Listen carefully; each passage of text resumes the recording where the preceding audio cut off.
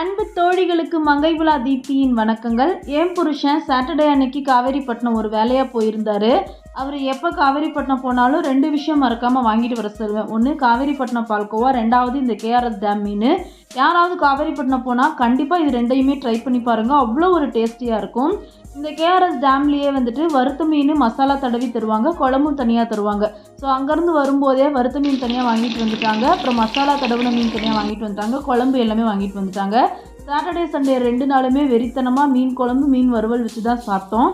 Saturday மதியானம் கடையிலேருந்து வாங்கிட்டு வந்திருந்த மீன் குழம்பும் மீன் வறுவலும் வச்சு சாப்பிட்டாச்சு. அதே போல் தான் நைட்டுக்கு இந்த மீனை மசாலா தடவுனதுனால நானே தவாவில் பொரிச்சிட்டேன். அப்புறம் சாட்டர்டே முடிச்சுட்டு ஞாயிற்றுக்கிழமை அன்னைக்கு சாப்பாடு வச்சு பருப்பு சாம்பார், ரசம், மீன் குழம்பு எல்லாமே தனியாக வச்சு எடுத்தாச்சு. அப்புறமா நைட்டுக்கு மறுபடியும் மீன் குழம்பும் மீன் வறுவலும் வச்சு சாப்பிட்டாச்சு. ஸோ எத்தனை பேர் கேஆர்எஸ் டேம் மீன் சாப்பிட்ருக்கீங்கன்னு சொல்லி கமெண்ட் செக்ஷனில் சொல்லுங்கள்.